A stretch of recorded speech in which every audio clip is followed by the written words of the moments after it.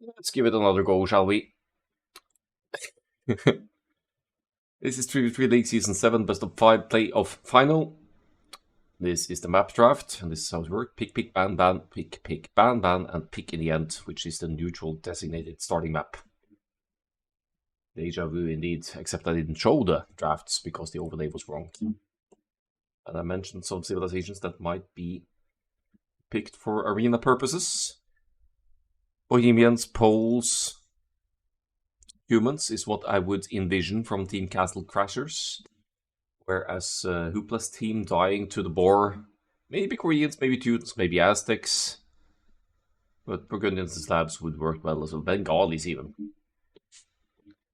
But let's go. Let's see what they've picked up for us.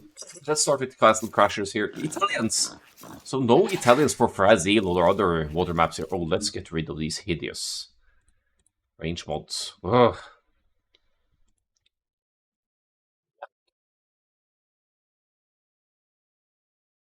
Is that?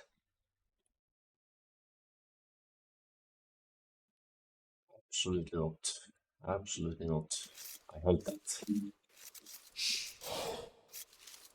So much cluttering the screen. Salve.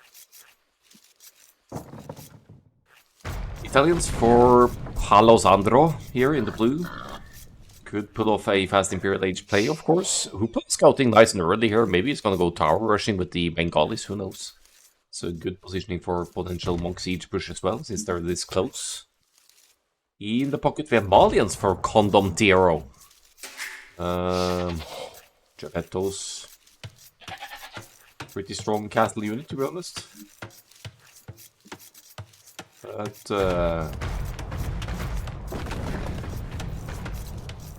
let's see what they pull up with the Malians from the pocket. This is not what I envisioned. It's probably just a civilization they enjoy playing, which is fine. And then to the left we have Dead Moose with the Bohemians. Going to play on the flank against Lamalarm with the Malay in the red. So Lamalarm should handily be beating the Bohemians to any next age because of the 66% faster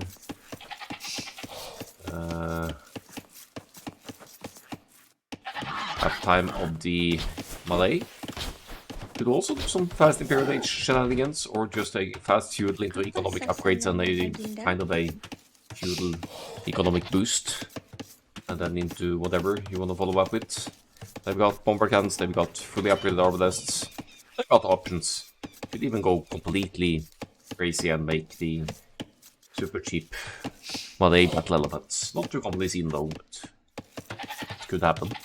Mike G as the Teutons pocket, no surprise there, strong arena civilization. Will be moving into cavalry or siege, depending on how the game develops here. I mean, I guess cavalry, but Italians, Genoese crossbowmen could pose a threat against a Teutons cavalry push here. Finally, we have Hoopla as the Bengalis on the flank here. Strong monks for the Bengalis. They also have strong elephant units in general. And of course a potential strong boom entering the Imperial Age, because for each town center you have on the field, when you enter the next age, you get 2 villagers per TC, isn't that it? So if you have 5 town centers with the Bengalis in the Castle Age and you enter the Imperial Age, you will get 10 villagers out of the blue. If you have more TCs, you get more villagers. You get the idea. Let's speed this up a little bit. This is Arena. It's not going to be any significant Dark Age action. Maybe not even Feudal Age action here. We'll keep an eye on the populations here as they go up. Maybe a little bit of scouts fighting here, but Lamalarm chooses not to chase. So Teal conserves the scout nicely here at home base.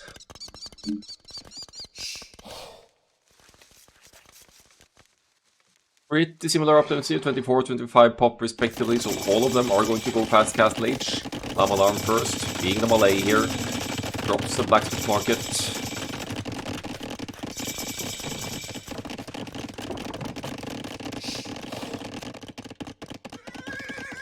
and the castle age is on the way, except for the Italians. Missing the second building, which set that castle age timing quite a bit. 41 seconds vital decent time now, dropping farms. Didn't go to stone yet, so this could be straight into a boom for the Italians, is it? Yeah, they're going into booming mode here. Let's slow this down a bit and see what's up here.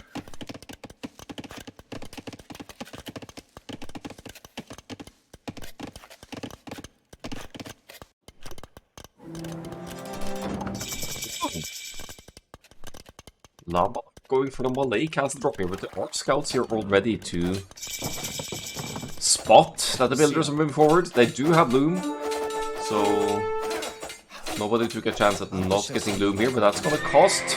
Are we going to force a defensive tower here? Is it going to be a defensive castle? There is indeed stone for a defensive castle, and just like that, Llama Alarm's castle drop is about to fail spectacularly because that moose pulls more villagers and will be completing their own castle way ahead of the Malay player. This castle might not even go up. This castle might not go up.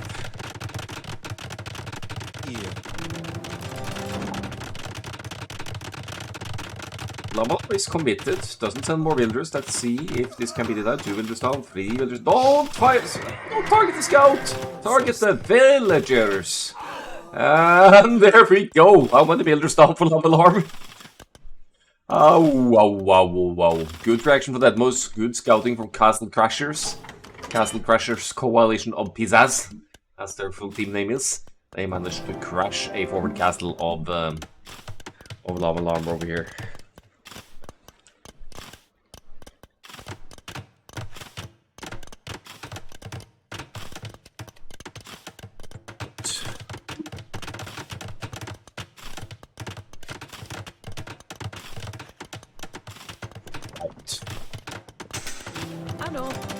So, forward castle not a threat anymore.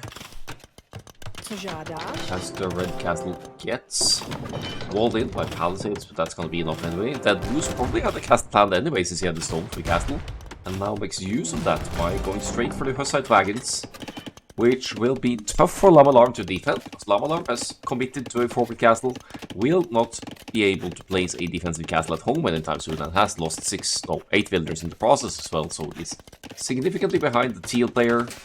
Now opts for a second TC instead and will try to recover economy-wise. Those that Dead Moose is also on the low economy, having committed to this castle play and the Hussite wagons.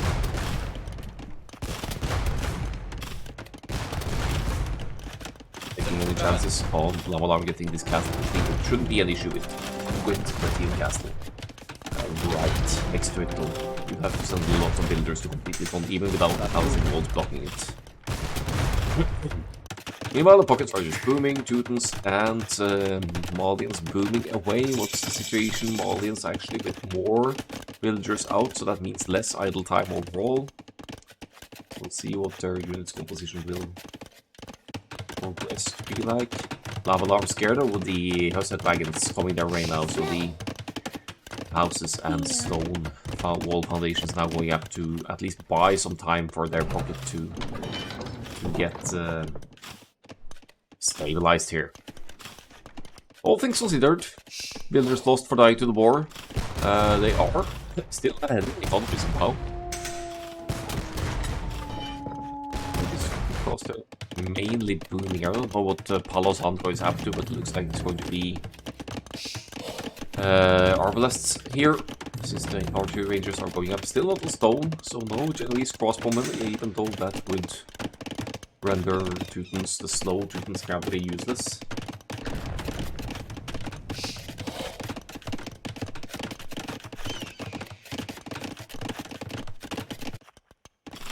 Wagons still only defensively, but oh, and look at this! They're hiding behind the wagons. They're protected. To hide the petards away here.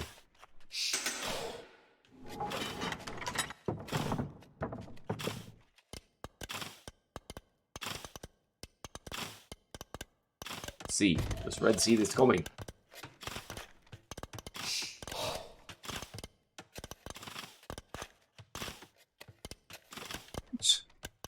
Also, Teal doesn't know that Red has wall behind, so this isn't going to be too bad.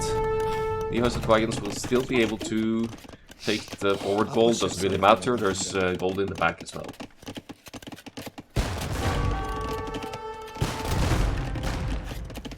That's going to be okay.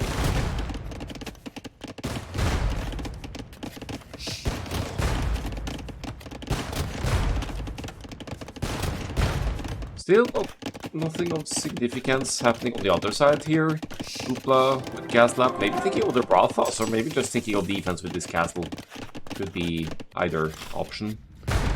Dying to the War hasn't had any particular luck with the forward offenses just yet, but also defending well, I have to say. Lavanarm with the quick gates behind here still has gold axes in the back, so that shouldn't be any huge threat, these Hussite Wagons, but they can move on, they can hit the pocket instead. Although Mike G just now dropping the stables, or should I say stable. Not a couple of stables, also the monastery could get redemption and convert the Hussite Wagons as well, if the Hussite Wagons come the Teutons players' way.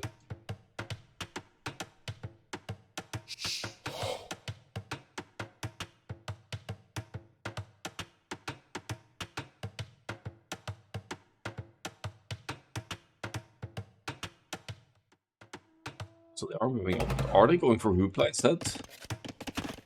Hoopla is expanding to the outside stone. But, I don't know where these other guys are going. They seem to be planning to work with Palo Sandro somehow. So long way to travel though. Wasting a lot of time here with the slow moving Hussite Wagons all across the map.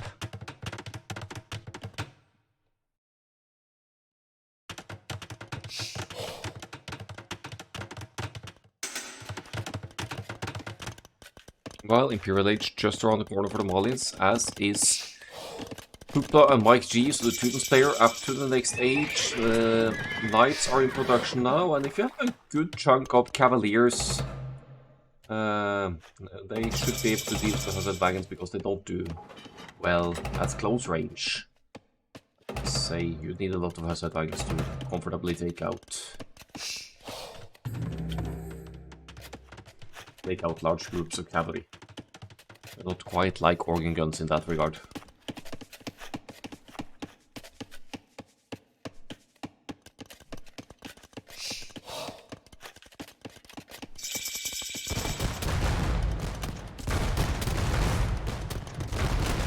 Try to get through the gate here. That's going to take a while, but with help of the Italians, bomber cannons, and here are the hand cannoneers as well. Yes. They might be able to get through here.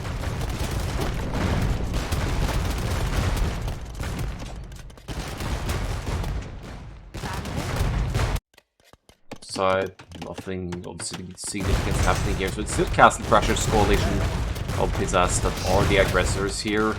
But behind this, Dying to the Board, they are ahead to the Imperial Age. They have all three players in the Imperial Age soon, and they do have a much healthier economy overall. So they, as long as they survive this, they should be quite okay here. Cavalry diving in to snipe the bomber cannons here, and successfully doing so. Although the Hussite Wagons are trading better than I thought they would, but there are hand cannoneers meddling in here as well, and they have high damage output, of course. Now forward seat workshop for the Italians, so Hoopla is going to get the beating here. And we'll need to try and defend and survive while Mike G increases the army mass. Does trickle into units here. Oh, there are Condotieros here as well for the Malians. Malians Condotieros from Condom Tiero. Of course, that's his favorite unit, huh? And beauty of Condotieros, it's like a target champion in a sense. You don't need to research it. As long as you are Italians or have an Italian teammate, you can make Condotieros out of the blue, or right out of the barracks in the Imperial Age. Once you're there. They also have lots of bonus damage against gunpowder units, so the hand cannoneers won't really be enough to keep the Condotieros away here, and the side wagons as well. They also have a gunpowder attack, I believe.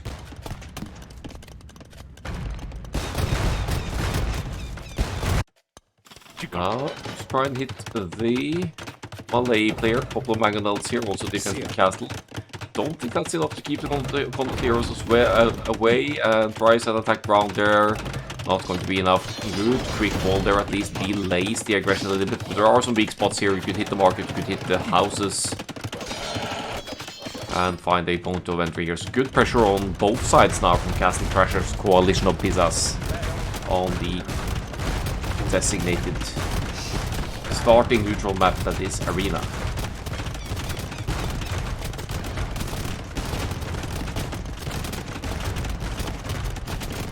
Bathhouse for Hoopla has managed to gather up quite a few of them here, but still up against 3 players here, and overall much less hit points to these guys. I don't think this is going to trade very well against these units, but we'll see.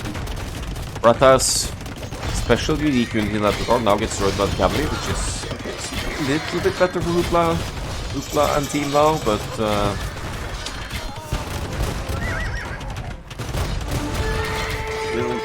flying really work as well. The Mangonels of Hoopla getting some serious damage in there. Now probably changed to melee attack with the Rathaus here. No, they're still firing with their bows. They have a melee attack as well, the Rathaus. They can change that. So they are close enough to use their melee attack against other units. Just click the hotkey to change stance, and you'll be fighting with melee weapons instead of range, and you'll be doing a lot more close combat damage. Castle Crashers almost twice the military size, but military value more in favor of dying to the boar here. And the Malian camels now entering the field. There's no Farimba just yet, so the Teuton's cavaliers should be heavily favored here until that Malian's unique tech can be researched, giving 5 extra attack to the cavalry of the Malians.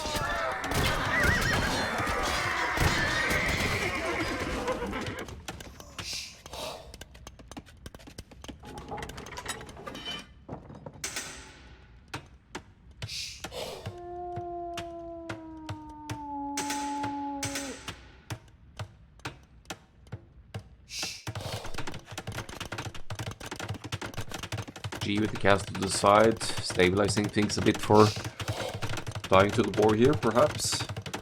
Not really much happening to the left, castle still unbuilt, that moves untouched at home base. In fact, Castle Crashers, they haven't taken any damage at home base at all.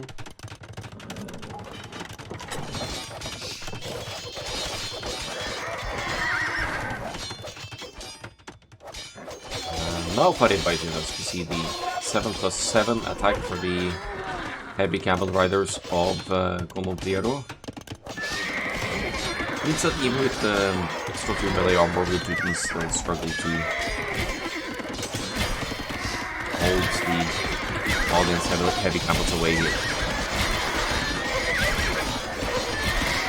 Easy trade for heavy camels, and if they get close enough to the Rathas as well, I think Gondoliero definitely could have chased here.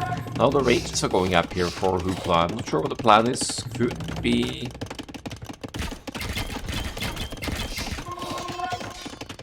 Could it be Elephant Archers? Do the Bengalis get them? Or only can mess up these intensives.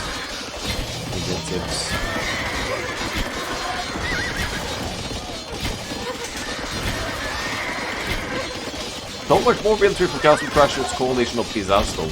There are 70 eco units behind, so still dying to the boar. They mainly need to survive it. Paladin is in for the Teutons, but doesn't have that last attack upgrade yet. So the heavy camels are still getting good trades here for Castle Crashers. 4 times the military size now, and 7+7 attack makes even camels a decent trading unit here, taking out production buildings. Keeps the paladin numbers of Mike G on the lower end. And Mike G flexing the quick holds here on the gold, doesn't want to let go of these villagers unless he has to. That's nice attention in the middle of everything going on here. Meanwhile, Laman Arm down and gone into quite a chunk of Arbalesters here, while Dead Loose long-term thinking about the Huknise here, has made the Overcan and Also some hand cannoneers, which would struggle to get close enough to the arbalists over here. I guess the Malians Condotieros would do decent against even arbalists, so because they still have 3 extra pierce armor from the Malians civilization bonus.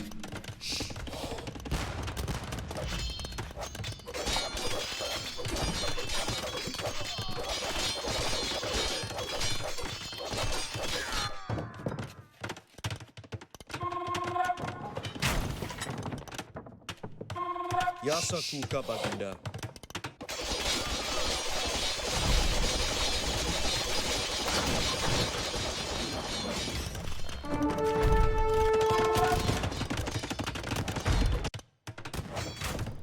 Zeros and Cannoneers now chasing the Arbalists. Arbalists numbers pretty decent for Lava Larm. Let's see if the hit and run will work here. See, even if they are 30 Arbalists here, they still almost need 2 volleys to take out one Condottiero. That's how strong the audience Condottieros are when you have all the upgrades in.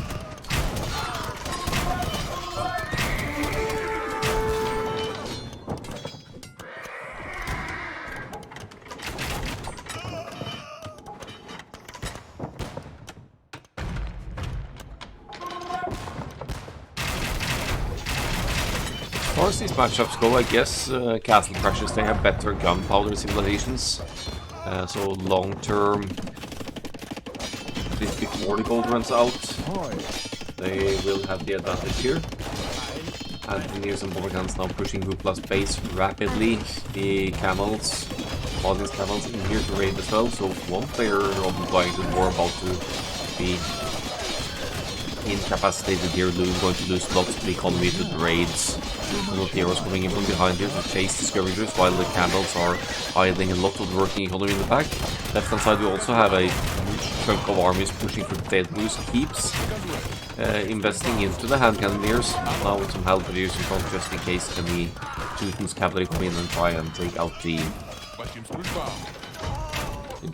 gunpowder units here.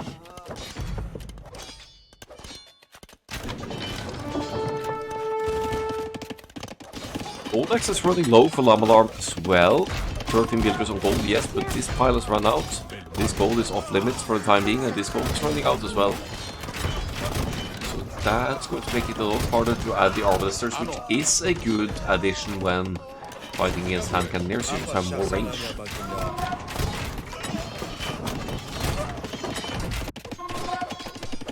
To the right hand side. Camel's kind of been dealt with here. Mike G has gone into Halberdier. That's a smart call when up against the Malians cavalry like this. Lava says, oh no.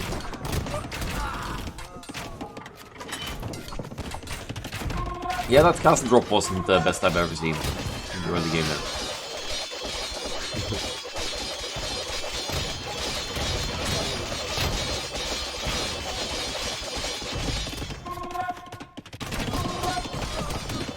Pressure from Castle Crashers here.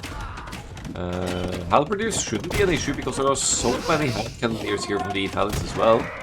2 plus 1 into the skirmishers because the hand cannoneers have archer class armor, so the skirmishers will deal all this damage to them. But it does look good for Castle Crashers here. They managed to take back the economic and military lead now, both of those now. One of the heroes now diving into raid Lamalarm's base, and Siege Trumpet here to take down the one and only defensive castle as well.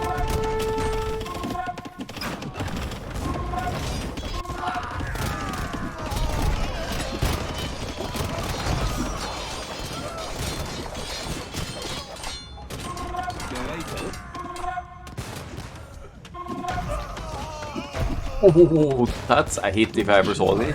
Or did Hoopla delete those? Nah. There was lots of skirmishers went down there to something. Still popping out units though, dying to the war behind in the economy by 70 villagers now perhaps. And behind in villagers as well, which is more of an issue, and they're getting raided to death at home base as well. The only untouched player is Mike G. And even Mike D has lost quite a few eco units throughout the game.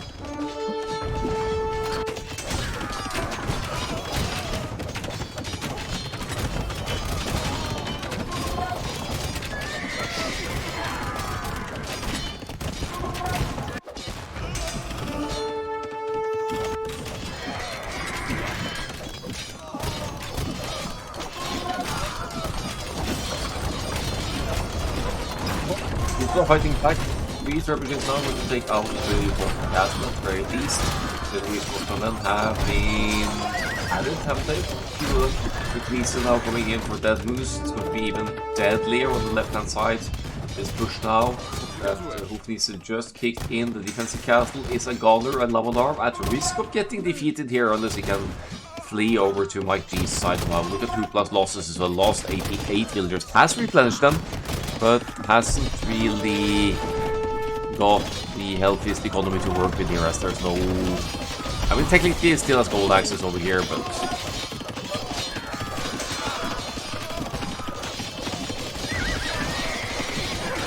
that's going to be denied soon enough.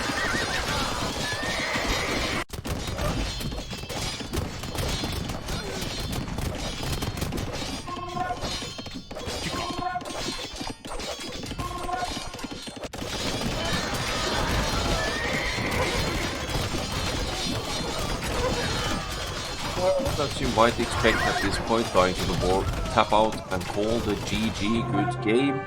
Realizing there's no coming back from this. Maybe played it a little bit too passively, although Lamanarm did go quite aggressively with the forward castle, but that got scouted and denied, and then there, no matter what you do, you're on the back foot when that happens.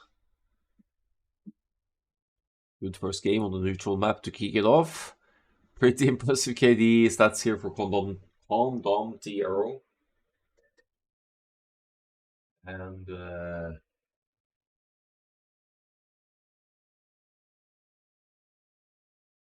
also on the positive side in general, Bohemians also getting quite a bit there. Obviously the most raisings with all those siege weapons pushing away. Valiants with a better room than the Teutons as well. That's because Mike G had to pump out units earlier than planned because of the aggression going on. So I guess that affected the boom a little bit. Did lose villagers out on the field as well, if not at home base.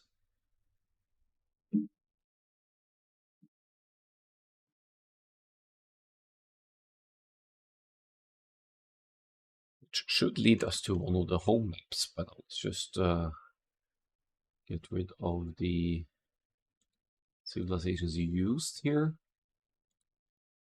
Malay, Teutons, Bengalis. Whereas Castle Crashers already spent Italians. So use Bohemians. And Malians. That's arena check.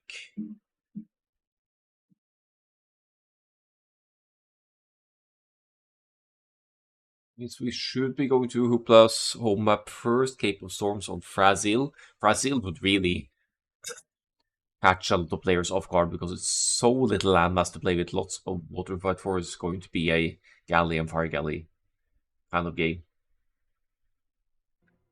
So I think let's just dive into that one. We'll see the civilizations as we load it in. It's indeed Brazil.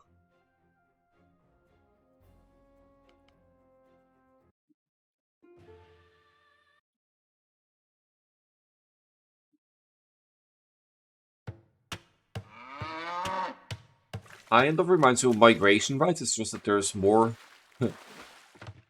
seemingly, or it is kind of endless deep fish here because there's just so much of them. Thousands, hundreds of thousands of food probably, if you consider the different kinds of deep fish. Dolphins and salmon and whatnot. So it's going to be a fight for water. Kind of reminiscent of Migration in a way because of the middle area, but there's not that much to contest here. There are some relics, 5 relics total, easily accessible for whoever goes for those. Extra wood, also essential for naval fighting. And then it does come at a cost though, because there are quite a few snow leopards in the middle here, making it awkward for builders to place buildings undisruptedly.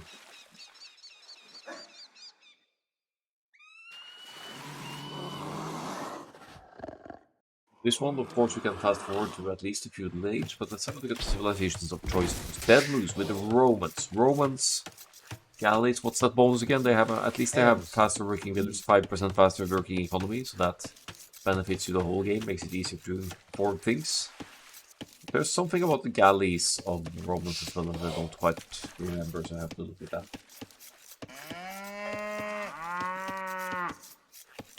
Should be a pretty decent naval civilization. Unique tech gives galley line +2 attack. What I was thinking about was that galley line and drones get +1/+1 pierce armor as a civilization bonus.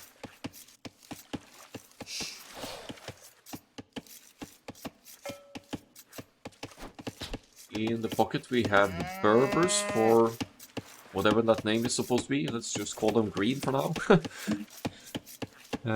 Could be Hoopla again and the name just bugging out, but in any real case, playing as the Berbers, faster moving villagers and ships.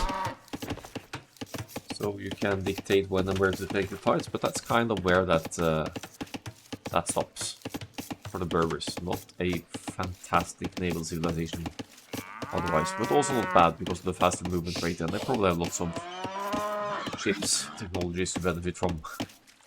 Armenians for Condom Tiero. Armenians fire, galleys fire 2 shots instead of 1. The second shot doesn't deal more than 1 damage, some such, but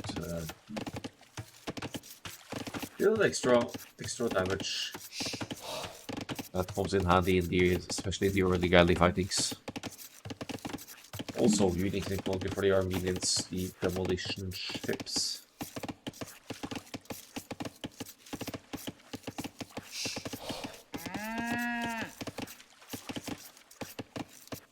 Demolition ships. But 20% higher blast radius when you research the unique technology, and the galley line and drones also get +1 rage. So that second one mentioned there is almost like the yeoman tech of Britain's but for waterplay. Lava alarm with the Byzantines here in the orange. Faster firing fire ships, also much cheaper Imperial Age, which means that a fast Imperial Age could be on the agenda here for Lava alarm. They would catch the opponents off guard if they suddenly have to deal with fast fire ships at minute 20 something. So could be a viable play here, as you collect so much easy and free food from fishing as well. Don't need to see that many farms. Finally we have Hoopla with the Koreans in the pocket position for dying to the war. Maybe we'll see turtle ships this game, but it's probably going to be the galley approach here from the purple players, just not... I mean, you could land your opponents, but not sure how viable it is overall.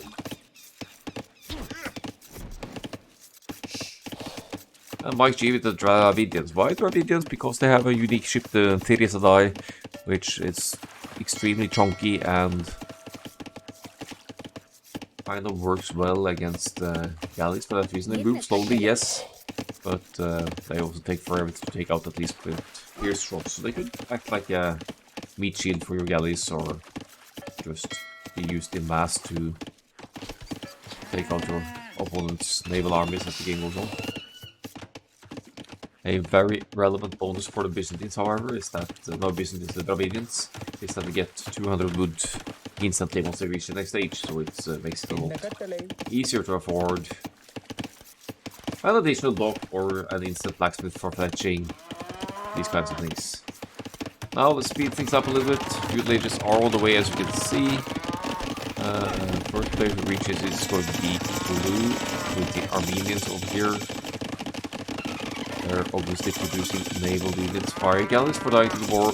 right on the galleys for Castle Crashers. So close to each other as well. Here are the fast-firing fire galleys getting value for lava alarm for now. But the galleys should also always be able to escape like that.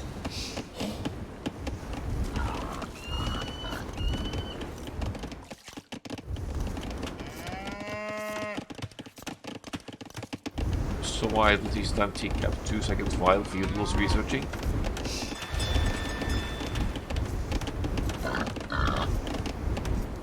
If anything, it's most likely a capture range bug then, unless it was a cute loom or something and fiddled around with something like that. But this is probably a bug with the capture range, if I'm going to guess. So, triple block for the Byzantines, 2 of them producing more fire galleys here. Lava alarm going super aggressive on water. Same for Mike G, also going for the fire galleys.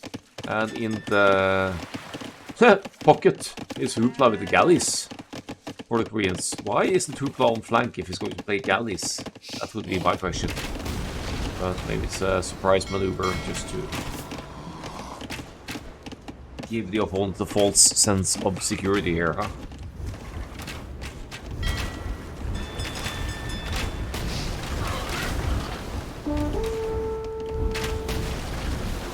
Follow Chacal.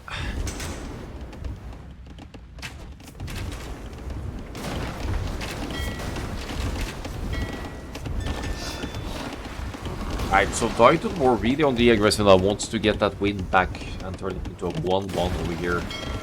Arigalis taking out fish. At least one fish. Should be more soon enough. Mike G with the Dravidians. Arigalis here. To have control of the dock situation of Dead Moose, while Lamadar is doing great work at Armenia's side. So Green has to be extremely strong to be able to help the teammates out of this. They're at half the military, they're slowly falling behind in the economy as well. What Titan War could have done with this kind of control of the map is add a few more fish as well, because there's lots of deep fish here to be taken. Doesn't seem like they're planning on seeding any farms anytime soon, not that they should. But they would definitely benefit from more fish, because it's going to make it even easier to reach the Castle Age and the Imperial Age faster while pumping out the ships that cost wood and gold. With the Galley Micro here, both with fetching, but Hoopla with more numbers, also potential of a full surround here with the 2 galleys up top. Yeah, it's gathering them together. Fish gonna go down now, last fishing ship for Green, but Green also halfway to Castle Age here. Still committing to the galleys, will be getting an advantage over Hoopla, getting to galleys and Bodkin Arrow a lot sooner though.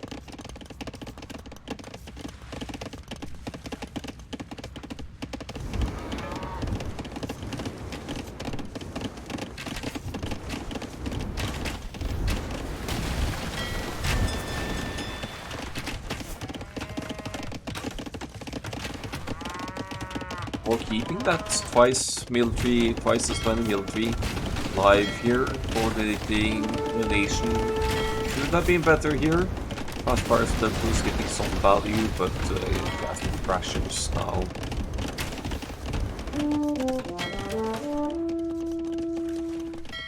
CUS is here, hello and welcome.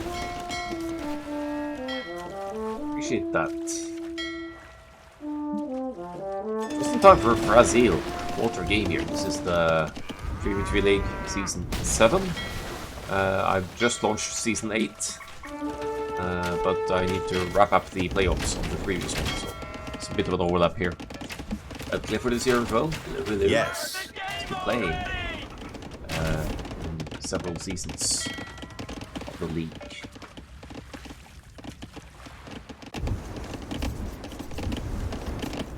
Brazil full water map, one of the few justified full water maps. I mean, it's kind of reminiscent of migration, isn't it? It's just that the middle island is so much smaller, and you'll be mainly fighting for wood in the middle. Dying to the War lost the first game on Arena, but they are about to win this second one, I should say, because they're really dominating in the military side of things here. They're earlier to the Gas Age as well, so they'll be getting that head start to War Galley and Bodkin Arrow and whatnot. Here comes the green player in though, no name on that, I don't know why, but green dives into the War Galleys here and should be able to clean up lava alarms, fire galleys over here. Not without lava alarm taking out some orc fish though. Did take out some docks over here, I think, and now dropping more docks to keep cutting out those faster firing Byzantine fire galleys. May want to consider going into careening as soon as possible here, because that will provide the ships with more pierce armor, which is just so important against war galley fire. It's a 1-1 situation on the left hand side here, while on the top right side, Hoopla and Mike are slowly pushing that boost completely off water, and if you're pushed off water on this map, you can't go anywhere. There's literally nowhere to flee, because even the middle island is so small it's not going to give you much.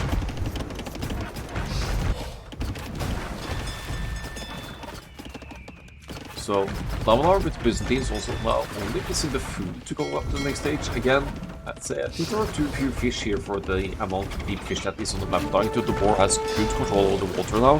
His Lavalar could easily commit to slightly fewer military at this point and land some more fish, and then just dive in towards the Imperial Age and get to fast fire ships, and then Castle Crashers don't stand a chance.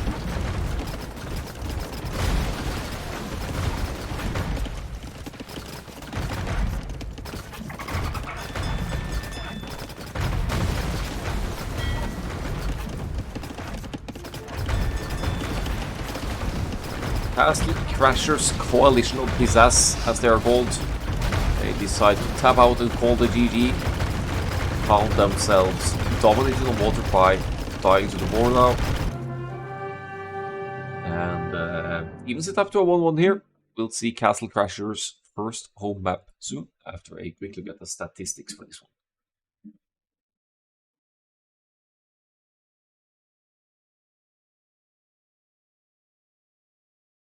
Minions never really able to put up a fight there. They should be good on water in theory, but if they are pressured early, as was the case now, they can't really get to that later game naval power with the more extensive demolition ship damage and extra range on the drone ones. So, ugly. Or is it ugly? Ugly sounds rude. No. It is ugly, okay. Fair enough. Into the war, convincing economic lead here. They did keep their home bases safe through their aggression. It is their first home map after all, so you'd expect them to have something prepared in terms of civilizations and strategy. All in all, villager count not that dissimilar. More fish for Dying to the War. They should have had much more, in my opinion, given their naval lead, but it was enough to get them the game in the bag. So that's Brazil for Hoopla's team. That was Koreans. Byzantines and Dravidians. Pretty early pick for them, taking that one. While Armenians... Berbers. And was it Romans? Double check. Yep, Armenians, Berbers, Romans for Castle Crashers Coalition of Pizzas. Such a long name.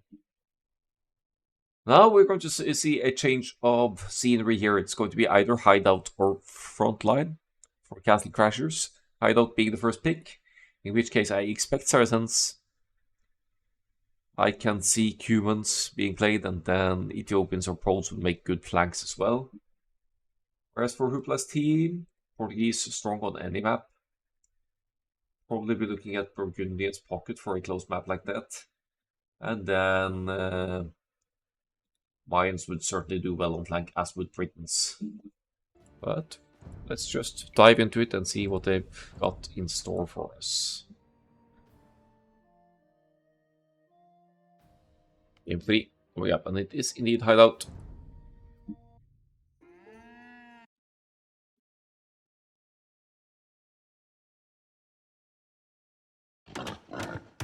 Dead Moose now in the pocket position as the Cumans in the green. So Cumans, only civilization that can actually build a second town center in the feudal age.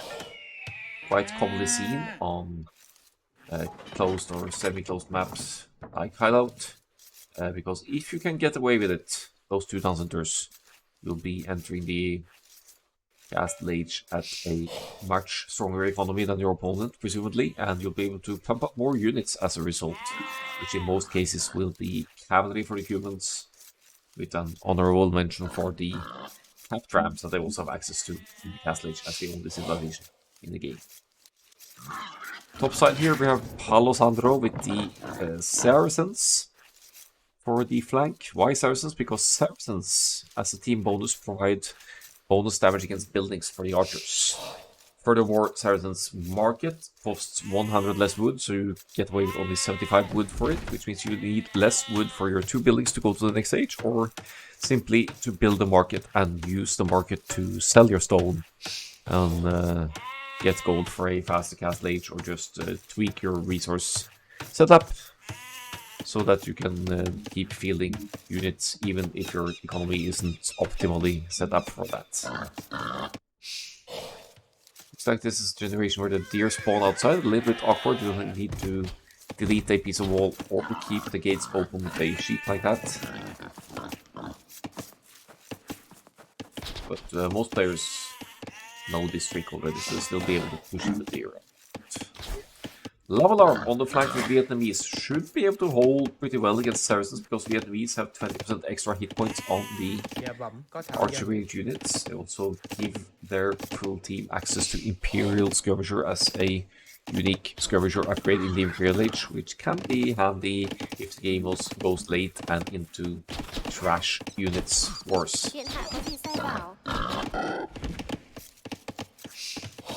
Then in the pocket for dying to the board, we have the Slavs for Mike G. The Slavs got their unique technology changed quite a few patches ago. They got a new unique technology introduced, or switched out from an earlier one, to detonets, which reduces the stone cost of castles and converts it into wood instead. So if you have that research, you'll be able to place more castles, because you'll be spending less stone on your castles. Which also increases the viability of boyars, because you need the castle to produce the boyars, and the boyars are basically Slavs' equivalent of a paladin. So if they are able to get quite a few castles up, they'll be able to make a very strong cavalry unit that can certainly compete with paladins as a meat shield against range units, and just to use the mobility to track down other units and do proper damage. Finally, Hoopla with the Britons here. Longer range on the archers and longbowmen for Britons. +1 range introduced in Castle Age, another +1 in the Imperial Age to stack on top of that. Also in Castle Age, a unique technology, Yeoman, that grants another +1 range for the bows and archer line units. To make it easier to, from the Castle Age onwards, to range units inside of the opponent's base if you can't break through the walls. But now, speed it up a little bit again to see what the next stage brings us. People are going for 20 population up here, probably 8 straight archers to age aggressive build here. Or the Ethiopians are now going to gold. Don't need gold to gold that early. No, oh no, why is the mining camp on that side of the gold? That's basically suicide to build a mining camp at that side when up against the Britons, because the Britons have extra range from the castle age onwards. If the mining camp is on this side, it's then non-issue because it's so far away, but on this side, suddenly you'll be ranging those with Britain's crossbows in the castle age. Because they'll have 5+3 range. That moves 24 population appears. This is actually going to be a fast castle with the humans. That's unconventional. I kind of like it because Dying to the War will always expect humans to go for the feudal age to DC boom. So if the humans suddenly go fast castle age and Dying to the War commit to feudal age aggression, then things could be looking good for castle crashers. Ow. Yes, Shaguni, we got raided by Mr. T-West. Quite appreciate that.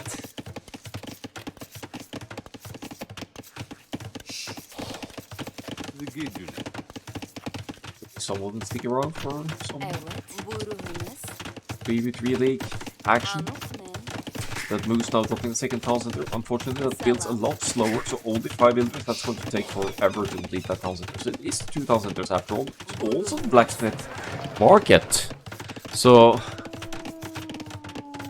little bit undecided on the plan here for Dead Moose. Wants that 2 TC economy, but also wants both the town centers up to kickstart that early boom a little bit. Castle age for non-zero as well with the Ethiopians here, so not opting for any feudal age against aggression against Britons. I wonder if he scouted the 2 ranges. No, hasn't scouted the sides. But if Condom Tiro had moved over here and seen those 2 ranges, that basically confirms that Hoopla is going for a feudal age push. So the fact that Condom Tiro is more than halfway to the, or almost halfway to the castle age here could be a huge advantage when fighting against Hoopla on this side.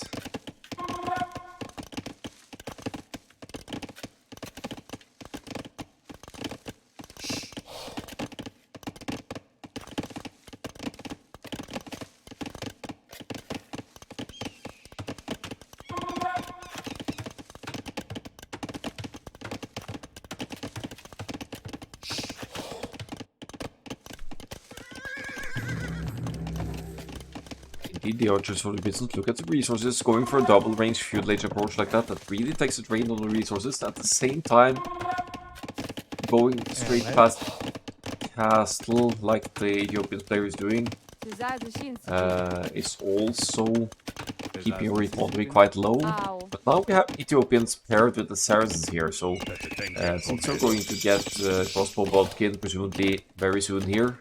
As Conan Zero, you should have an easy time breaking through the walls of the Britons, because those are only palisade walls and gates. And Hoopla can't move out with the archers now.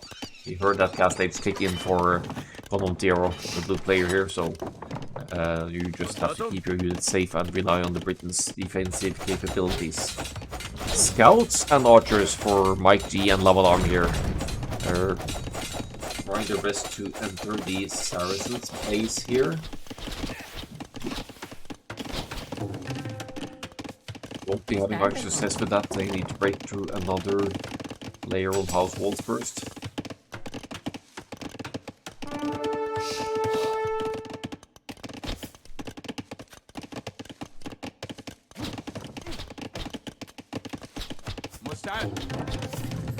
Several ranges for Palo Sandro, but wisely keeping the archers at home and defensively for now.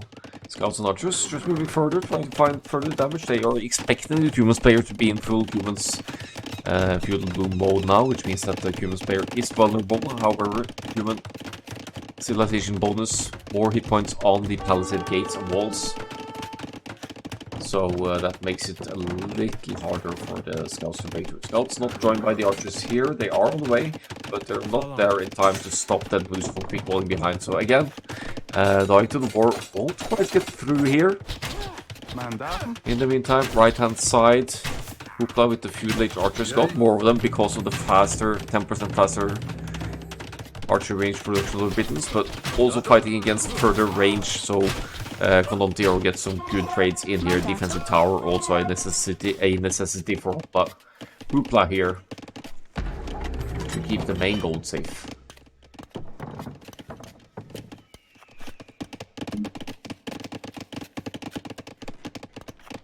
I think that command pulls the rank from AOE to net, and that's basically obsolete these days.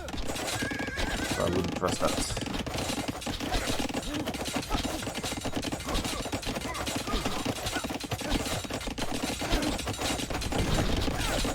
Dangerous close getting through here. Now you need to attack the palisade gate. There we go. The scout pounds away and dying to the war are in on Dead Moose side. Dead Moose, no military whatsoever. Not even a military building here. Desperate for team game's help so as to not lose too many villagers to these raids. Look at the raids here. Look at the villagers going down. 10 villagers dead. 10 villagers dead. Humans are just lost just like that. The castle just clicked. Timing is impeccable from dying to the war to get through at this time. The Castle Age or Dead Moose is not going to give him anything because all of the economy will be running idle here, and all of the buildings advantage basically lost here as well. And these archers scouts, they can stay here and keep denying the farms until the armies of the teammates can turn and clean up the raids, but then more than found their value here. 16 villages lost to Dead Moose, and basically a non-working economy. The scouts are just raiding it, and Lamadar will even try to get some decent trades in against Alessandro's armies here. Massive value for dying to the board now. Still, though, with 16 eco kills, dying to war are still behind in builders. They were all on the way to the Castle Age. Castle Crashers earlier to the Castle Age overall. And the crossbows pushing for Condon Theoro in Mike G's base as well. That could be the reason why it's evened out a little bit here. It's the aggressive efforts of the blue player on this side.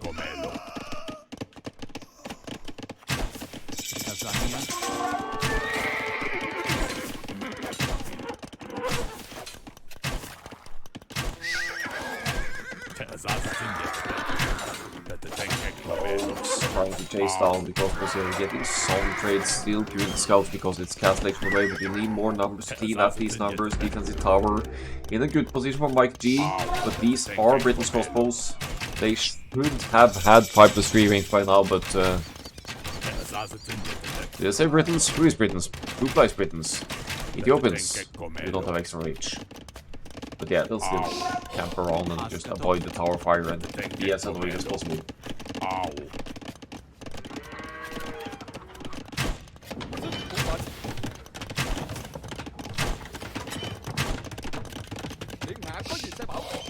Are thirsty for revenge after the arena game, I guess. Finds the good line to the side, manages to idle some of that, but that's just a matter of relocation for Palo Sandro here. Castle Crashers still in the Elite 3 and Economy lead here.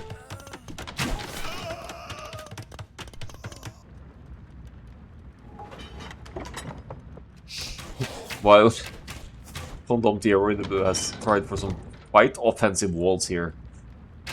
Towards Douglas side, not quite succeeding.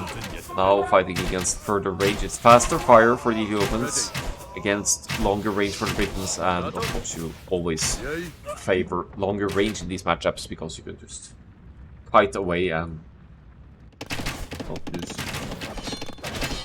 any numbers while the others can't reach you. Or since the others can't reach you. Finally, crossbows getting heat up. They found their value though. 11 villagers killed by Condon Theoro. Oh, sneaky Magodel in the back. That could be bad news for Palo Sandro. This is the kind of shot that could change the, couldn't say outcome of the game, but could change the development of the game significantly. Some capital trying to dive in. As you can see, there's no ballistics on these crossbows just yet. They still hit. Magodel doesn't get significant value, but he gets to hit a few crossbows over here, so there's that. Humans player never really took any damage to the raids in the end, so now managing to pump out some units. Of course, did take a lot of damage, but has stabilized after that. Hasn't faced any aggression for a while. Able to produce cavalry up to double stables now. Let's see for Hoopla here. Hoopla fighting against blue over this side. Defensive tower on the gold. Makes sense. It's similar amounts of crossbows here with Hoopla trickling in a few more. There should still be potential point of entry through this other palisade gate here, so as to avoid tower fire inside. Mangonel in front, Cavalry now joining in as well. Dead Blue's not in a position to snipe that one, but Mangonel going on in completely alone.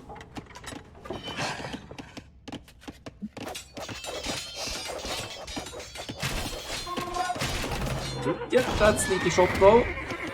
A couple of crossbows go down and no damage taken to the Mangonel. Good hit for Lava.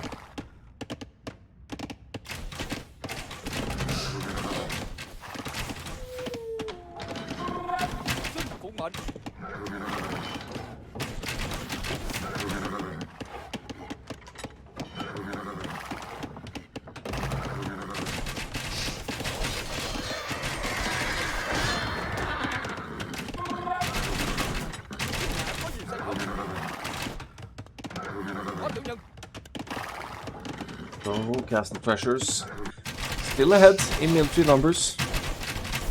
You would think dying to the wall were the sizes here because they're pounding away at buildings.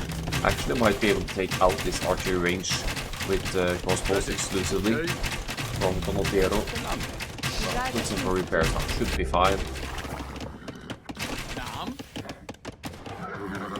Cavalry on the field, castle pressures, trying to dive in for the Mangonel, but has to back off now that Slav's cavalry is joining in as well.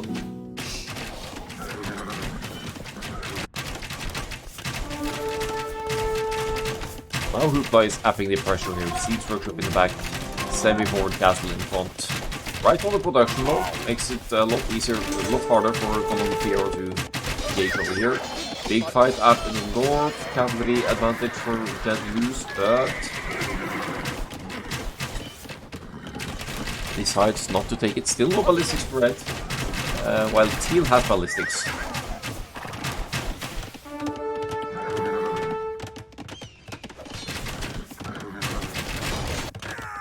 Well, this castle complete though. Winter's moving forward. I think Donaldiero senses what's up here. Slight numbers advantage for Hoopla, but loses some of the forward villagers. Will have to wait with that castle for a little while longer. Still lacking the gold from Imperial as well, but will have both buildings needed since the siege workshop is complete here. Ballistics is in as well. Not the case for blue, so that should be advantage for Hoopla. Will hit the targets much more efficiently now and commits to the forward castle now. 9 builders would be enough, and I guess Donaldiero realizes that this is going on by production, but it's not an immediate threat.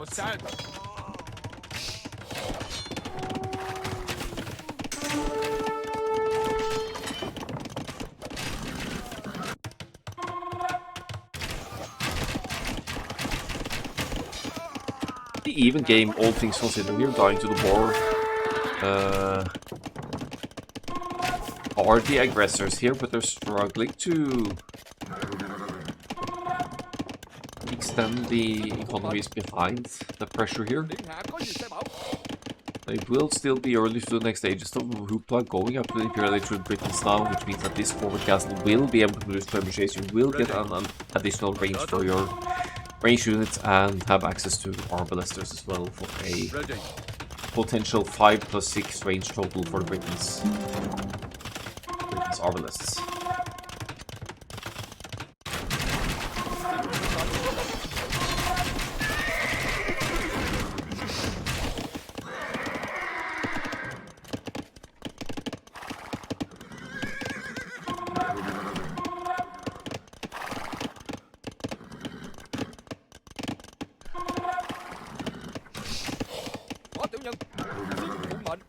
Find some damage again. Castle pressures keep a larger army to defend the top north side here. So this is all Hoopla to pressure efficiently on the south side here now. Doesn't really see... Oh, we spotted the blue units moving around here. It is risky though. Imperial Age 25 seconds away. Once Akkal-AOE sees that, Akkal-AOE will engage for sure. Mangonel comes. Maybe a good Mangonel hit here over Crossbow Pass. Someone will down. Yeah. Oh, great Mangonel shot there for Hoopla. And Hoopla now with 3 times the crossbow count of Akkal-AOE and in the Imperial Age here. Something that Akkal-AOE is about to click as well, I think, but hasn't quite yet. Missing the second building, in fact. So military size is a huge issue for the blue player now, going to be pressured heavily by the Imperial Age Britain's armies here. Trebuchet in the queue as well, which means that the ranges and tower and town centers will be going down very quickly here, and even placing defensive castles won't really benefit blue as much anymore, because they will just be trebbed down by the Imperial Age player.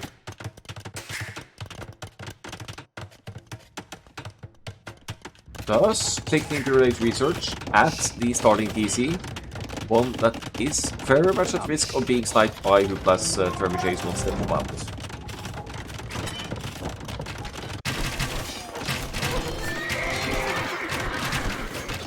Castle going up for Palasandro up in the north, but not without the cost.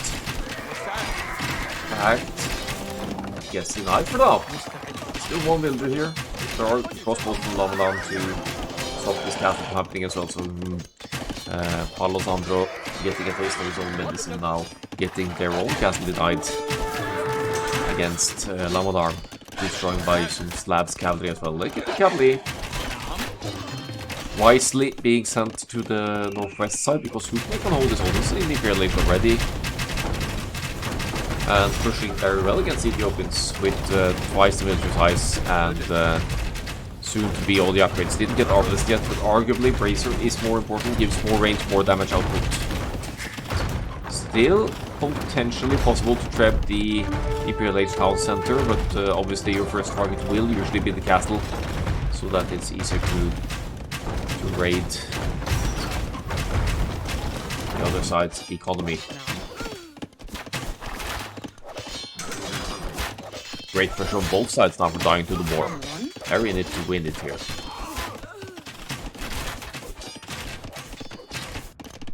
Oh, but also some raids from Deadloose. Let's send some stray knights over to Mike G's side. That's going to be a distraction that needs to be dealt with. More town centers going up here though on 2 golds, so beastly boom mode for these labs over here. Where is that Arbalest upgrade though? It's on the way now finally for Hoopla. Has spent quite some time with the Imperial Age without that Arbalest upgrade. So far.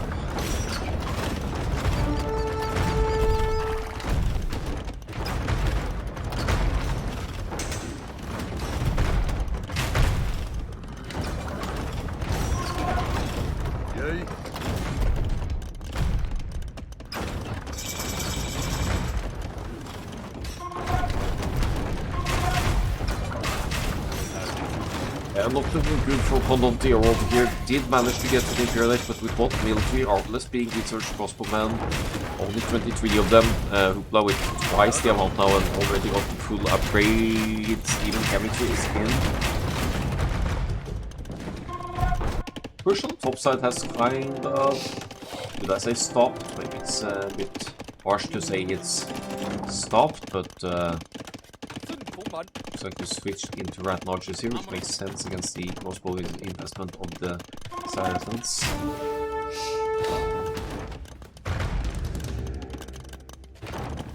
Ready. You know, defense against Britain doesn't really work because of that massive X range they have. Yeoman not research yet. It's 5+5 range, that's 10 range for mittens. Ridiculous.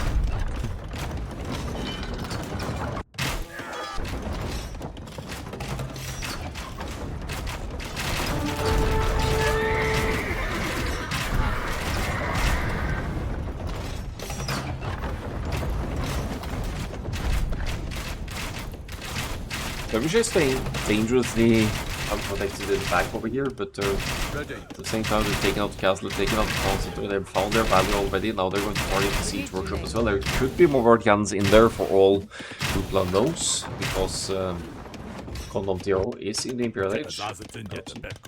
Raids, potential raids from the Obelisk over this side, but Mike G with the Outpost actually gets some very valuable vision for his team.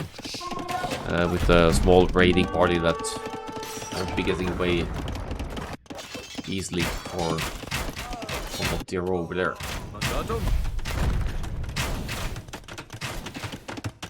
So the blue player has expanded to the left-hand side, but no stone yet for another defensive castle. Probably plan to get one up somewhere around here to try and delay Hoopla as much as possible. Actually, castle. What's that castle for? Ow. Huh? Securing the wood for the very late game, I guess. He even gets spotted by Hoopla. Hoopla has such beastly range and evasion on these obelisks. So. Yeah, that castle does nothing. The lower plan is here. Showtell raids, maybe. Trap down this one. I don't understand this castle at all.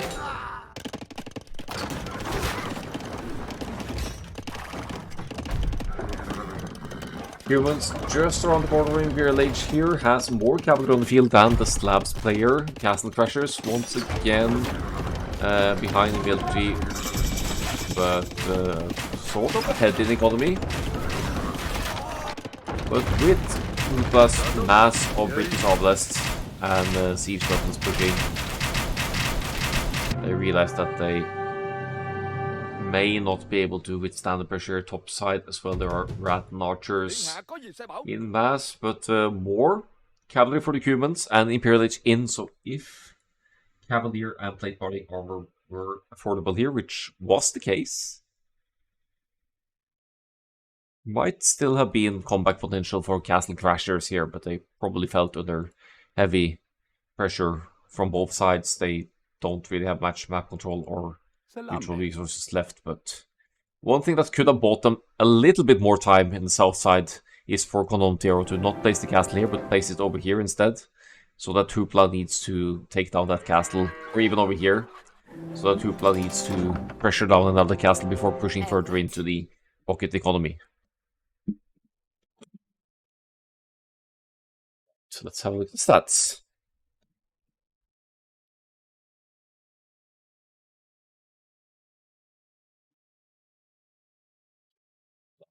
Absolutely dominating with the KD here, 120 to 77.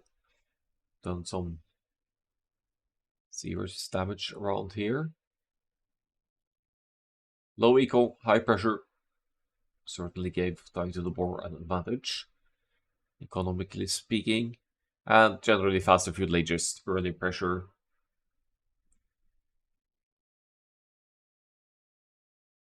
I think they kind of realized that the Cubans player would be feudal age booming, even with that slow uptime. It's never really any... I mean, the Cubans uptime to the feudal age should suggest a straight fast castle wilderness, so that probably confused dying to the boar quite a bit, but they still managed to break in at exactly the right time, with the Cubans player having just kicked up to the castle age, losing lots of villagers.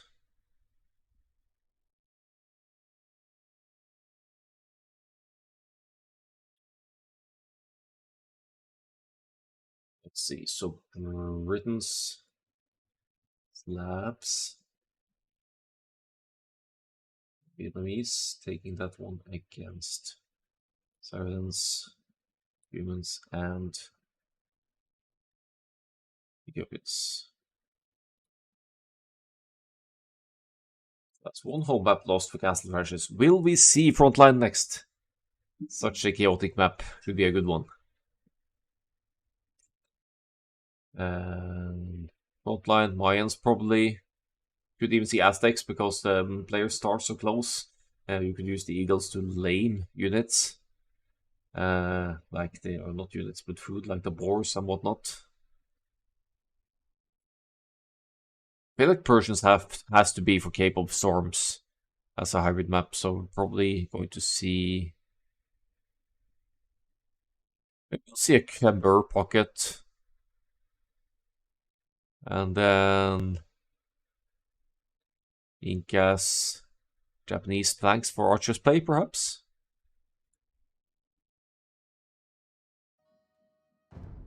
So the one way to find out, and that's to open the game and see what they bring us for game 4, for Frontline.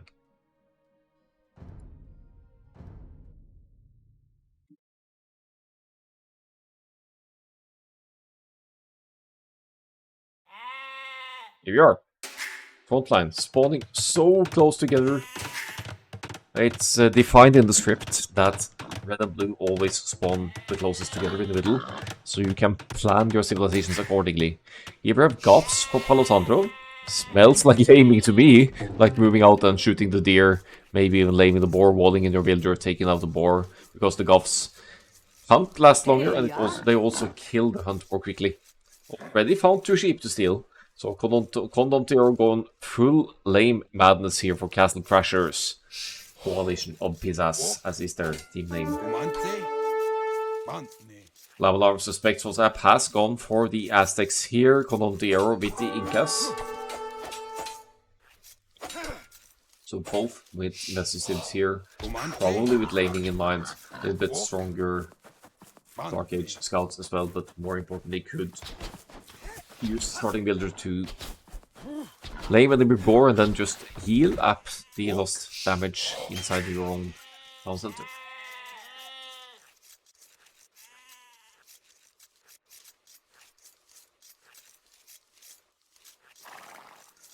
That's 2 sheep bonus for Palo Santo. That's already value on the lane. And one villager moving out, going to shoot the deer most likely, so that Lava Alarm can't comfortably push them in. The eagle is here, but Loom is in, so the villager should be able to win that fight, I think.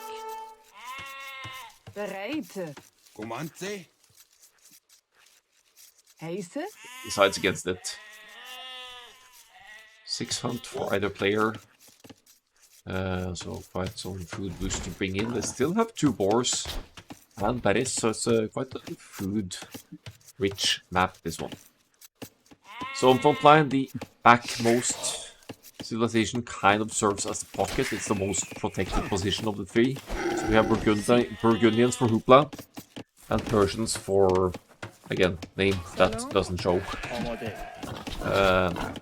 Persians arguably able to compete with the Burgundians' economic boom, because the Persians' town centers now work faster in the Dark Age again. So 5% faster in the Dark Age, 10, 15, 20 respectively throughout the ages, I think. And just have to double check that it doesn't stop in the Castle Age. 5, 10, 15, 20. Whereas the Burgundians, of course, have access to the economic upgrades 1 age earlier. Bonjour.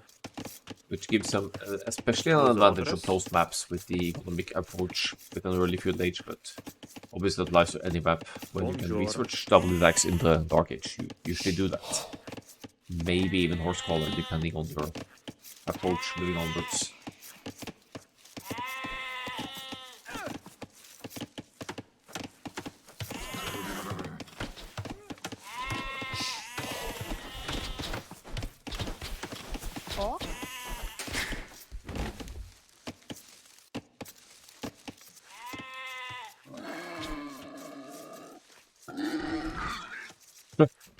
For a moment there, like Mike G wanted to lure in the opponent's deer. Is he?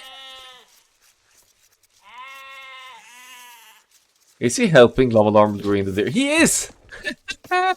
It's a stealing.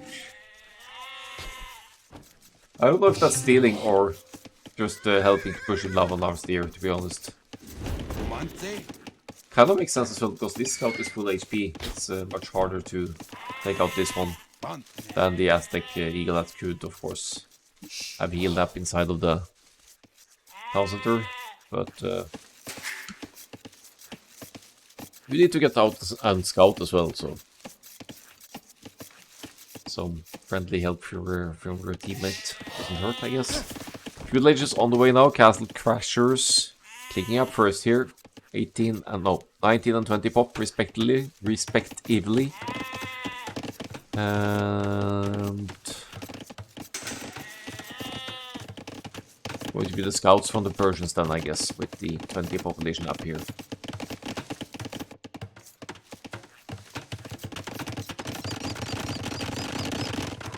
Let's go to that next stage and see what they bring us. Food now in. And with food in, the scout is effectively stronger than the Eagle Scout. Is it?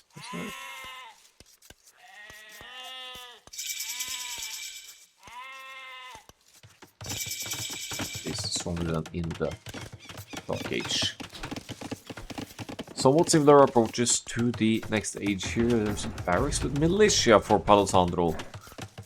I'm not sure if I believe in the men-at-arms play in team games like this, because the team games will more often than not involve straight archery ranges, one or two of those, and a blacksmith on the flank, the frontmost side, so your infantry shouldn't stand any chance against your opponent's already small mass of archers. Yeah.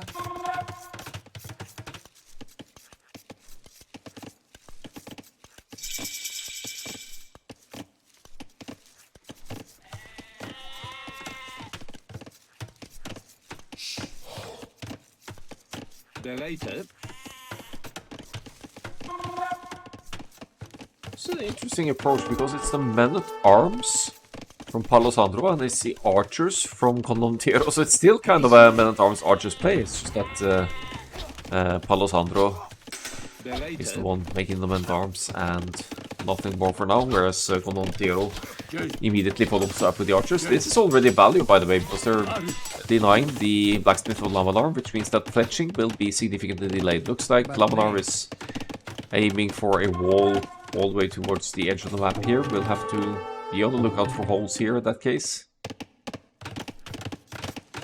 But there are more important matters to attend to for the time being. Castle Crashers, as usual, ahead in economy, but now they're ahead in military as well. They've got scouts, men-at-arms, and archers pushing. Archers just guarding the gold for now.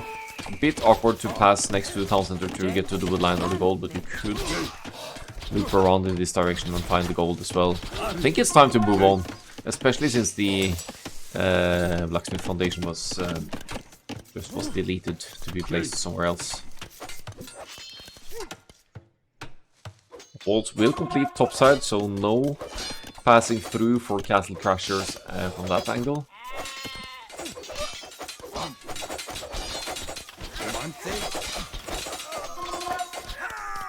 Oh.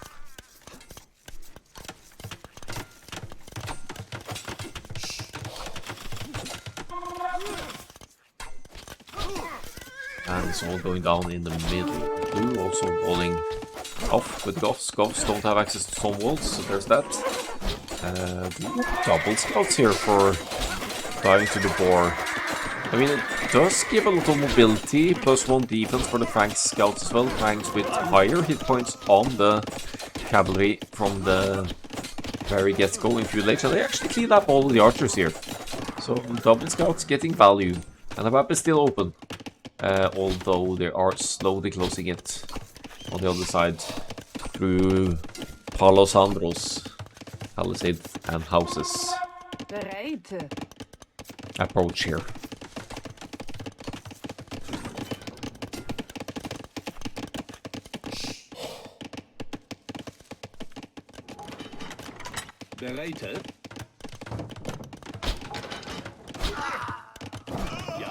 All three armies collecting together for dying to the boar. That's the advantage of close starts like frontline. You would start like that on Bombardier as well. Oh, keeping the gate open there, letting the armies in. That's a huge mistake on the archers stand there. Dying to the boar can just march in with the double combination of scouts and archers here. Purple will be stuck outside, but still yellow scouts and red archers idling all of the golden from Hoopla over here.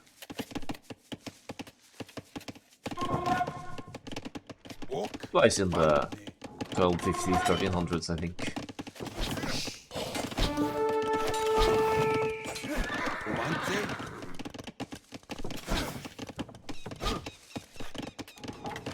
سلام.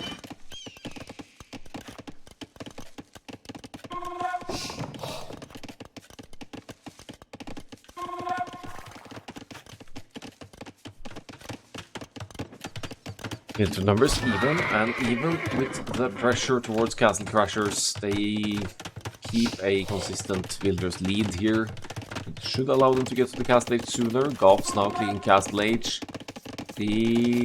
Not collecting the stone yet. I guess these guys are going to stone, yeah. So we will be getting Goth's Castle app, which means they could also get access to Huskarls, which is bad news for the ranged units investment of Dying to the War.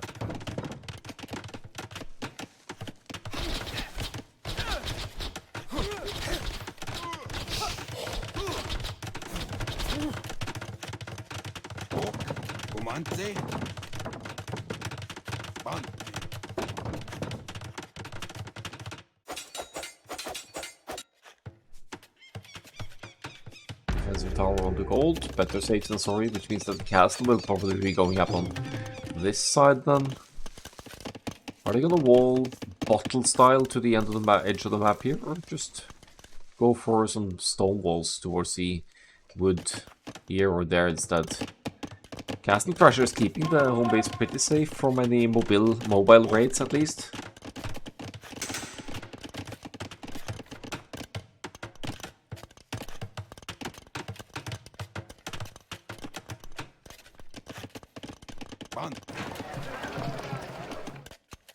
There's Hoopla with the Burgundians about to reach the Castle Age as well, going to handily beat the Persian's pocket player to the Castle Age cavalry strengths.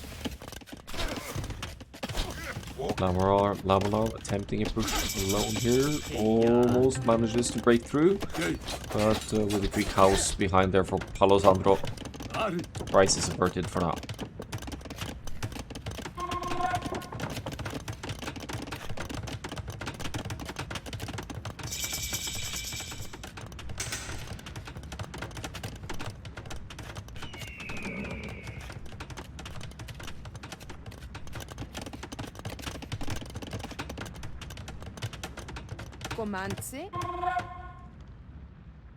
Dying to the War about to get full walled here now, securing the base from any raids, including the Goths spam, which must be the late game plan of Palo Sandro here, to get to the Imperial Age, get to perfusion and pump out infantry units instantly. Scouts just being plain annoying to the side here. They must know by now that, or suspect by now that there's nowhere to enter.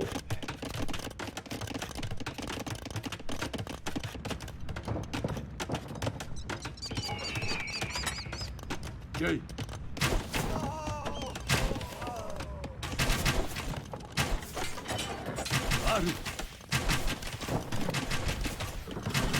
Just for Hoopla, full mode there in the Persian's player, not quite there yet. That castle is decent for Palo Sandro. It keeps the blue base safe, really committing with lots of villagers. If you're going to commit that many villagers, why not just move it even a little bit further forward? But I guess with Vodka there over that castle, you still range most of this gold and the production buildings.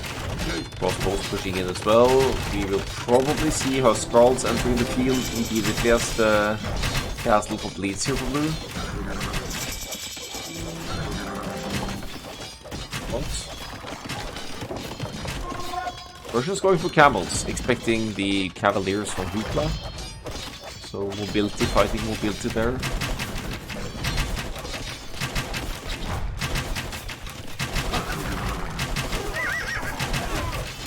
Bloodlines in as well, that's something Burgundians don't get, but they do get Cavalier in the Castle Age, which is a shortcut to Paladin in the Imperial Age as well, which is also at the half price cost for the Burgundians. Any half price, any stable technology is half price, so you can get all of the upgrades. much more quickly with the Burgundians, which is of course why they are missing Bloodlines, which gives 20 extra hit points. Lava Alarm forced to rebuild the archery ranges behind here, going to lose the forward production. Has 19 crossbows, but they're staying in a defensive spot over here. House walls. Down to the west, keeping any raids from entering there. It's all going to go down in the middle at this point.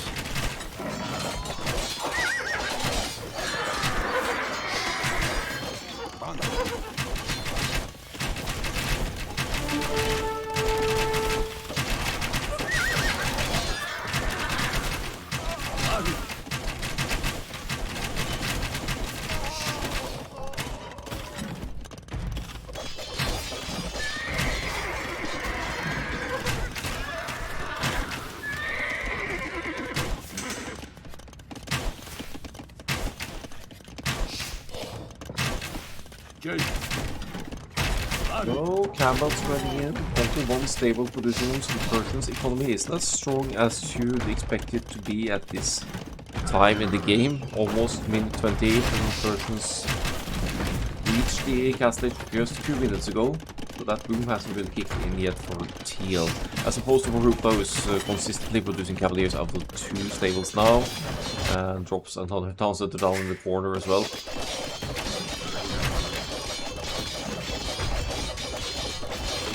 Keeping the armies closely together for dying to the board. Cast pressures. Comfortable economic advantage here, but they're not quite able to breach through the defenses of dying to the board. Looking at both sides walling like this though, some of them need to get some stone walls up. There we go, Lava Alarm with the stone walls to the side. That's going to make it increasingly difficult for casting pressures to get raids in anywhere else than the middle area.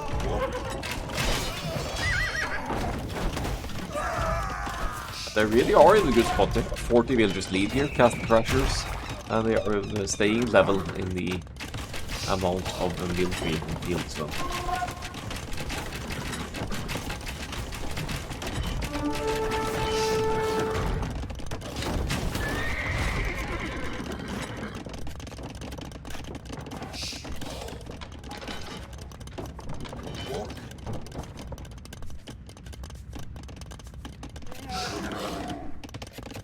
That's the thing of this map, if you're able to get those walls up to the sides, like down to the border, or like both teams are doing really, it becomes a long, pointy fight in the middle, not unlike Black Forest or Amazon Tunnel styles that where you are able to wall off the sides like this.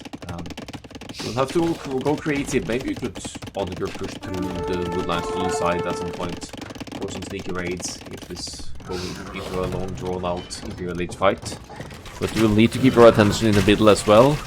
We're not really seeing any defensive fortifications from dying to the board here, but Mike G is on stone and the Frank's castles are cheaper as well. That's another one of their civilization bonuses.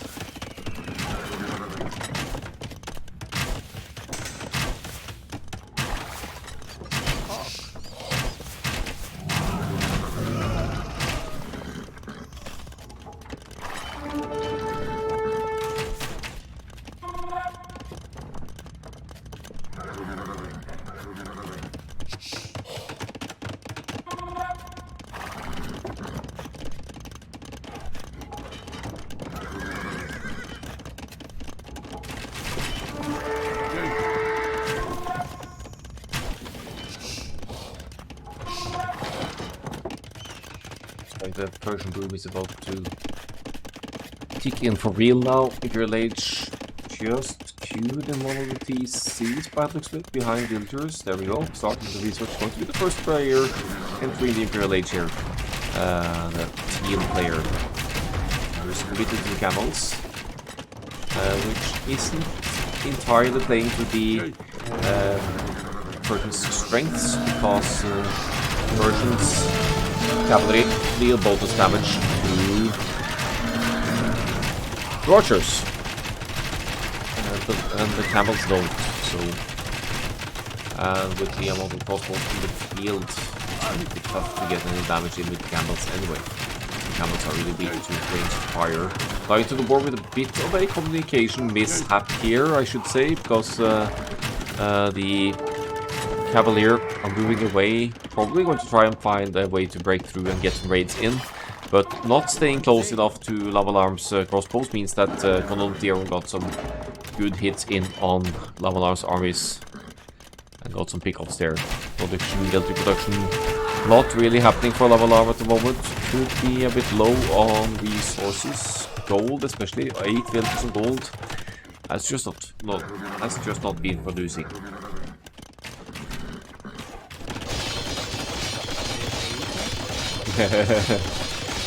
So Hoopla desperately trying to break through the walls here, forcing the defensive castle of Palatanda to go up at this area, and oh, will they find a way in? Will they find a way in? Nah, the house keeps the cavalry from getting to the builders, and now the crossbows catch the cavalier off guard as well. As Imperial Age kicks in for the Persian player, still committed to the camels, but only 11 of them. Getting the heavy camel upgrade though, and they're key for the ghost machines that we will see her skulls popping out of the barracks. Soon enough as well.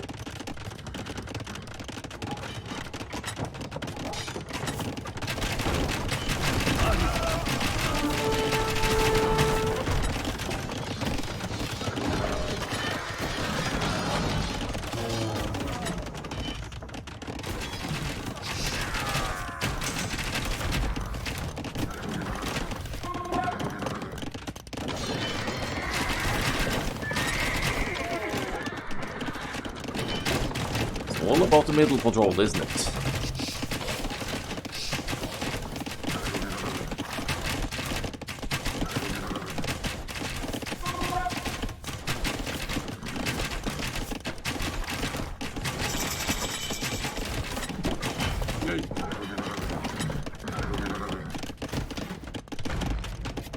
That's the pressure once again.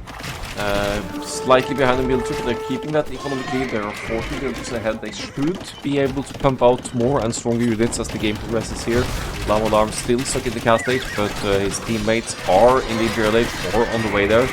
Mike G will have the strongest paladins in the game, so we are seeing a double cavalry approach again, aren't we, from 19 which could work when you're in a good position map control wise, but they're essentially splitting the map in half now, so it might not work as well for them this time around. The Burgundians Cavaliers getting some great damage in here. Plate parting armor not quite in yet, though would have been a greater fight if the armor was in as well.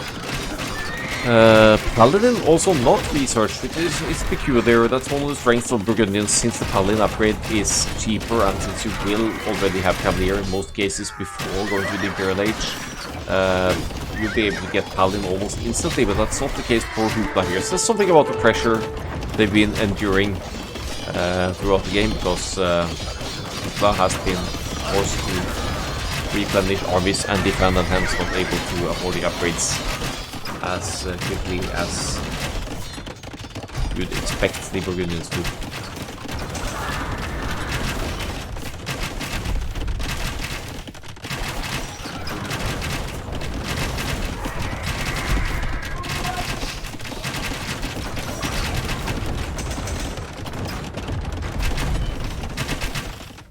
Slowly expanding across the map here for Castle Crashers.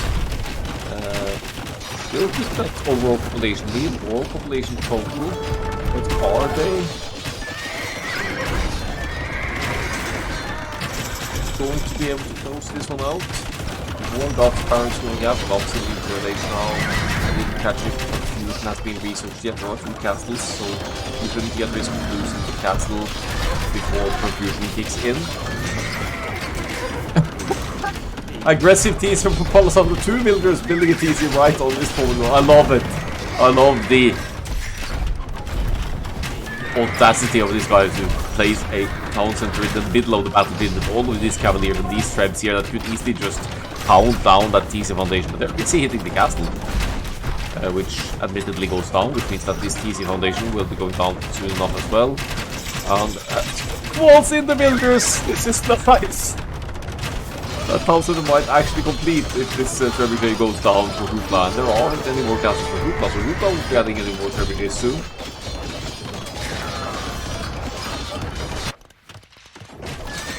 Market's going up in the corners. They're thinking about trade for long-term gold access. Doesn't look like castle pressures have had... Oh, they have marked as well. It's a short trade route that is better than nothing, obviously.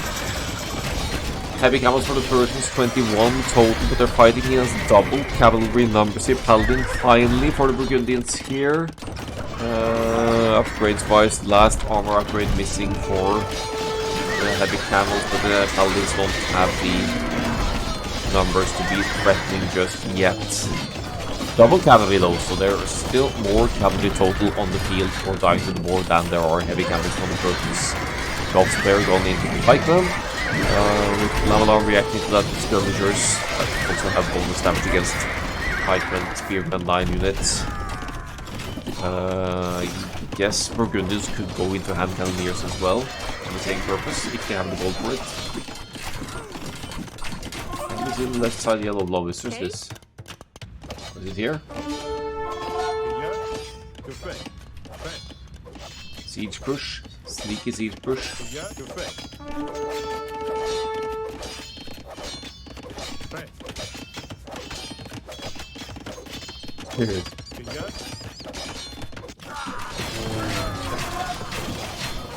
Not probably get through just yet, but Rams would help. Lavalar losing the starting TC now, but has another one to the right hand side, so we'll still be able to extend the economy.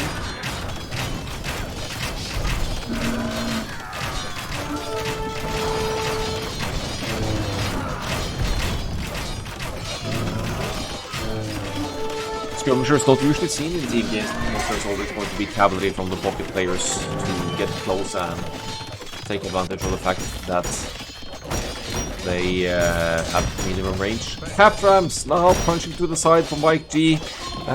Do we have cavalry units here to raid at all? I've just said 5 paladins this way and you could do so much damage once the houses and walls have been broken to this side. It's a really weak spot here because the Goths can't stone walls, so there are house walls and market and whatnot here. There is an opening, but there are no cavalry units to raid at this time. We were unaware of Mike's rams. Aww. That's a pity because this could have been a great point to raid and shake things up a bit.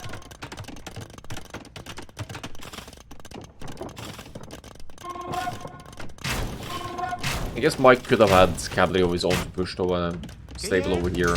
Maybe add some raiding units.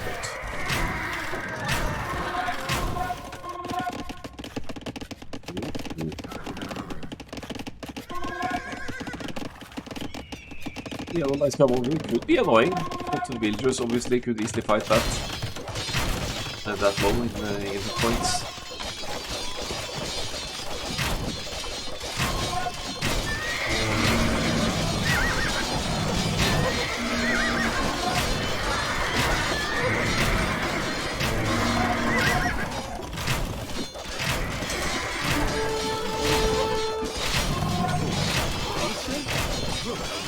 Paladin numbers increasing now, being joined by Hussars as well. Frank's not with Paladin just yet. The economy looks healthy enough. Maybe it's a gold issue. Bit low on gold, but we're trading a little bit here. Doesn't look like... I guess Caravan is in relatively fast. Light Calf running about. Might actually get quite a few villagers here because that's just one idiot scout dancing around. Patrolling more than actual hitting villagers, but he's doing work, this guy. And the camels aren't touching him. He's just meddling, mixing in with the economy perfectly here. These light cats.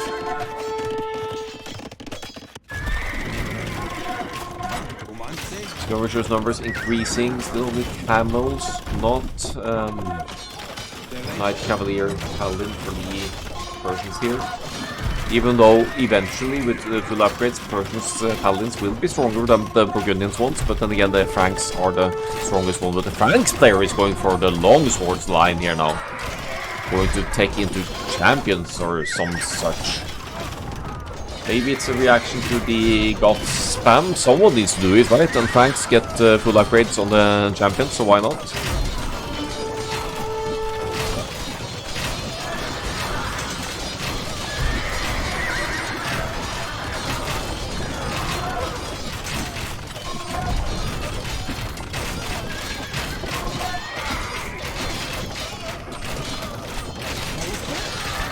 Still a bloodbath in the middle there, not really getting any way. It is a potential decided game as well, so Castle Crashers, they're keeping the position, they are with tiny population lead, but they have 100 more villagers at this point, so they should be able to last much longer, especially if their trade starts kicking in as well, which it kind of has.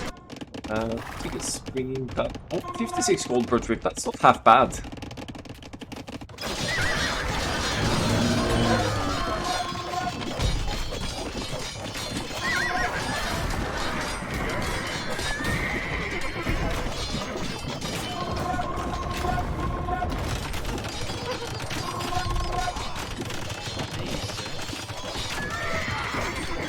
Overgear in for the goths now.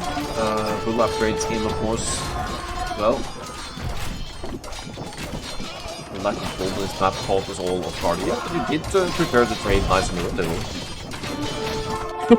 No, flaring the light cap. Let's see the light cap stats. 1 kill.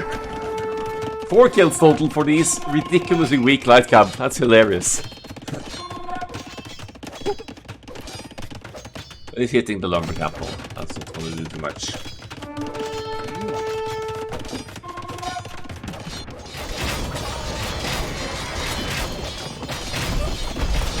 Resources looking like. Gold situation relatively similar, whereas stone out. Maybe this is a situation where you consider selling the stone over building castles and bomber towers, because the gold is so scarce. Incas with the harvesters, but with these heaps of skirmishers in the middle here, the harvesters won't be doing much, especially not in small masses like they are. It takes some time to invest into enough trade as well when you are already low on gold. So there's that. Titan Ward breaking through as Palatandro can score another defensive casting to try and keep this push away. Titan Ward with massive military advantage now, though they have 4 times the military of casting pressure. They're just that much better at consistent military production with Titan Ward.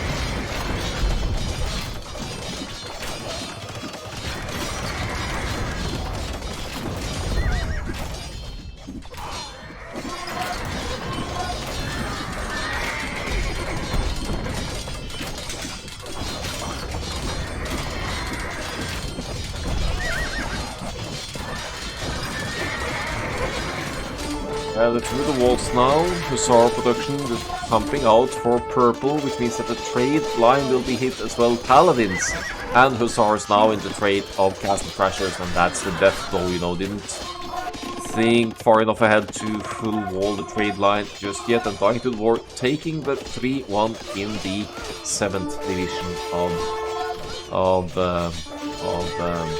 3 Leagues Season 7. But with that said, so even said, could have gone. Any of these games could have gone either way because Castle Crashers, they always had the economic advantage. They had possible potential for comeback. I don't know why Luke isn't giving that here yet, but I'll just fast forward it. That's the beauty of recording games. There it is. It was just one last fight thing. Let's have a look at the stats. And more skirms than fields, apparently. Let's see the skirms. Where are the skirms? Here. 98 skirms. You're right. Ah, not. Alright, yeah, 90 villagers, 98 skirms. Nice. Nice. Not too shabby.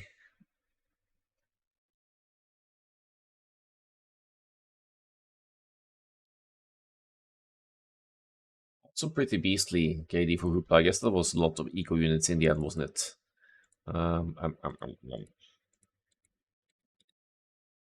Where's the eco KD? 137 eco kills for Hoopla. Definitely got those value from those raids, all these purple dots in the economy over here. GG's indeed. Finally bringing in more resources total. Lava Llama, however, did take a beating in the earlier game, so has less resources brought in total. Relic gold might be of significance here. And thanks for the frames up, Hoopla. Quite appreciate that. Oh, that's what I was looking for, the trade profit. So Castle Crashers actually kinda got more trade yield, probably got more trade cards out before they ran out of gold. So there's that. And yeah, finally the society scores show the villager pack. 178 villagers. That includes trade cards, by the way, for the Persians. So GG, well played, indeed.